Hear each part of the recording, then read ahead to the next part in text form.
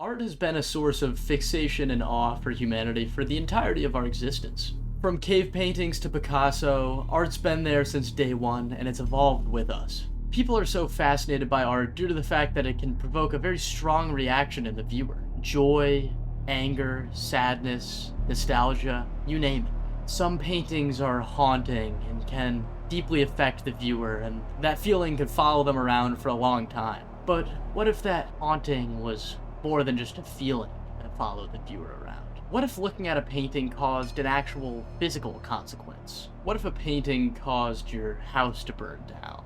Or your car to veer off the road? Or maybe it causes your life to just go horribly wrong? Over the years, many paintings have been the subject of supernatural speculation, from curses to ghosts. Today, we will explore a few of these paintings and see if we can uncover the truth behind these horrifying works of art.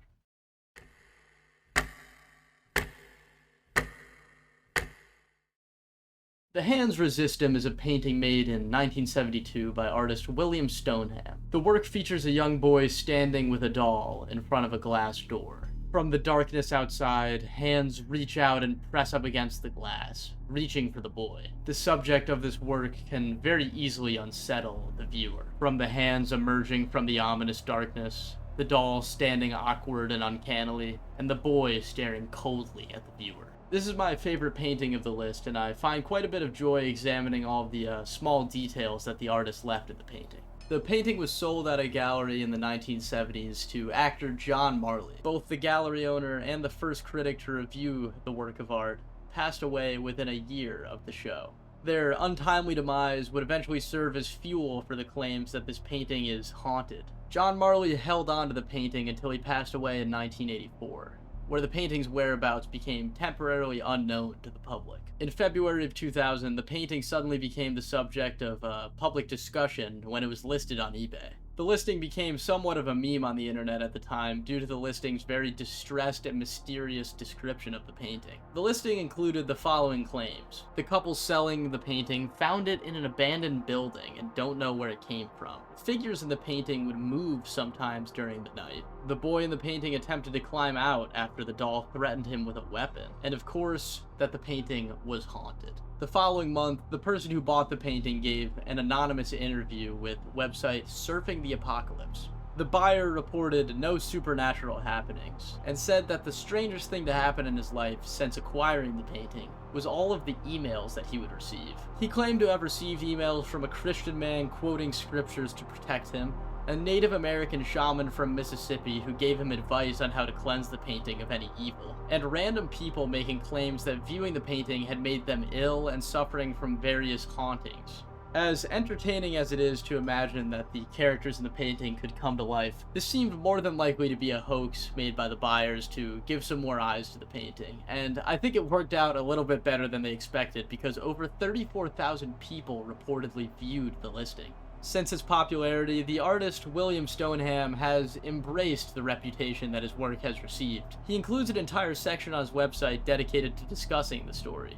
He also ended up being commissioned to make multiple sequels to the paintings, which are up on his website, all of which are pretty interesting to look at, and I thought that they were a good expansion of the themes that were explored in the original painting. If you're interested in reading up on this one yourself, you can go to the artist's website at stonehamstudios.com.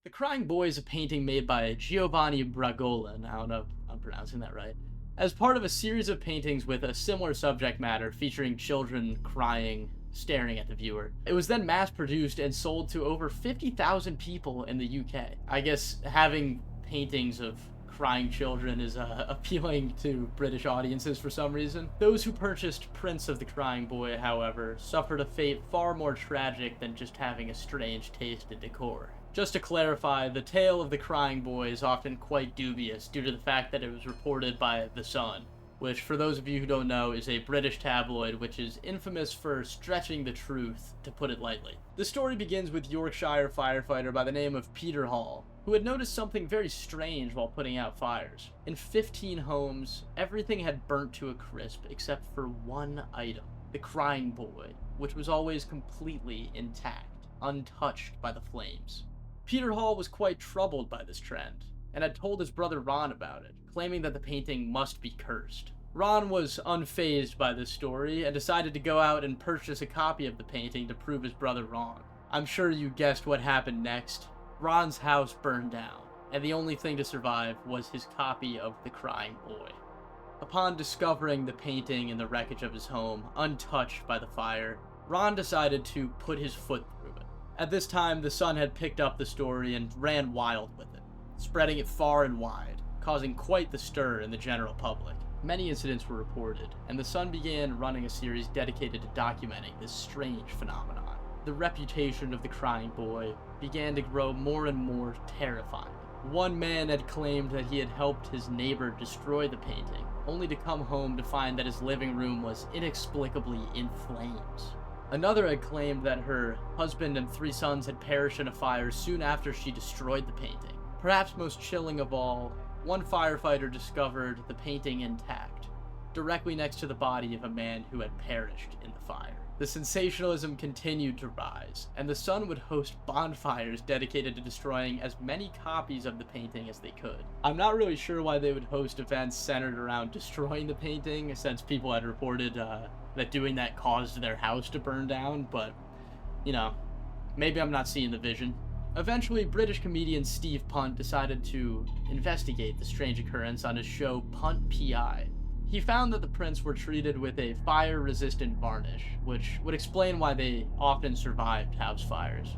Although this explains how the paintings were often intact, it still doesn't explain that the people who destroyed the paintings had their house burned down after. It was most likely a coincidence considering how many people had purchased a copy of the paintings in the UK, but there's just enough mystery to cling on to the idea that the painting really is cursed.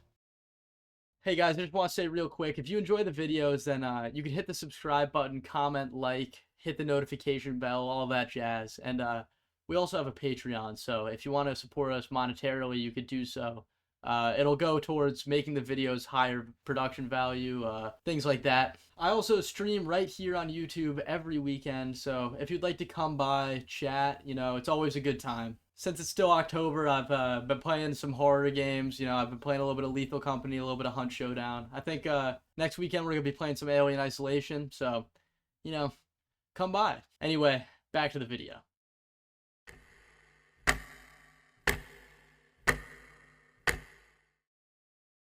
John Wayne Gacy, the killer clown, Pogo.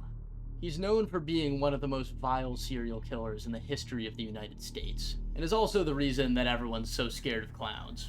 After being arrested and before his execution, Gacy would spend his free time in prison making paintings. His most infamous painting is titled Pogo the Clown, which is a self-portrait of Gacy in his infamous clown makeup. For those unfamiliar, Gacy would commit his heinous crimes in this clown getup. I honestly could make an entire video about Gacy, as there are a lot of things to say about him. There's a lot of interesting mysteries and things of that nature. If you want to see someone cover it pretty in-depth, I'd recommend this video by YouTuber Flesh Simulator. It's really interesting, there's a lot of conspiracy stuff in there, and I think he did a really good job. So, you know, go support him, he makes great videos. Moving on to the painting itself, it's pretty flat and unremarkable, and only gained notoriety due to being made by a famous serial killer. Many have attributed this painting to being haunted by the evil ghost of John Wayne Gacy. It was originally purchased by a musician named Nicky Stone. Soon after acquiring the painting, his dog passed away and his mother was diagnosed with cancer. Attributing this string of bad luck to the painting being haunted,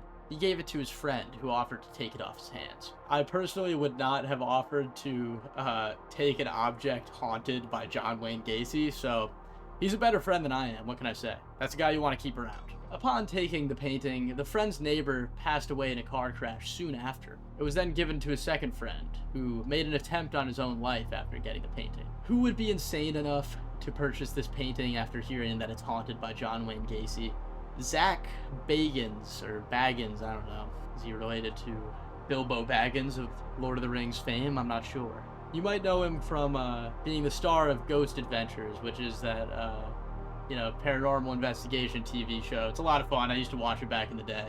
Baggins actually has a museum dedicated to this kind of stuff called Zach Baggins' Haunted Museum. it features a lot of items from serial killers and haunted dolls and things of that nature. The painting resided in his museum for a while after he bought it in 2020, although it was seemingly sold at auction a couple of years ago. Since the art world is sometimes extremely vague about who buys what, I couldn't really verify who currently owns Pogo the Clown. I don't really understand the fascination with collecting things owned by serial killers. It's actually a whole social phenomenon called murderabilia. I really don't get it, but, you know, maybe I'm the weird one. Maybe it's actually normal. Well, what do you think? Are any of these paintings haunted, or is it just a load of baloney? Comment below and let me know if there's any haunted paintings that you think I missed. During my research, I definitely discovered a lot that have been covered on YouTube pretty extensively, so I tried to pick ones that were a little bit more obscure. I'm sure you can find videos on them, but, you know, there's videos on everything at this point. I hope you enjoyed the video. Follow me and my wonderful editor on Twitter. Our handles are up on the screen now. Subscribe to the Patreon if you want to help us out. Ring that bell. You know the deal. Thank you all for watching. I've been the Ivory Door. The Ivory Door.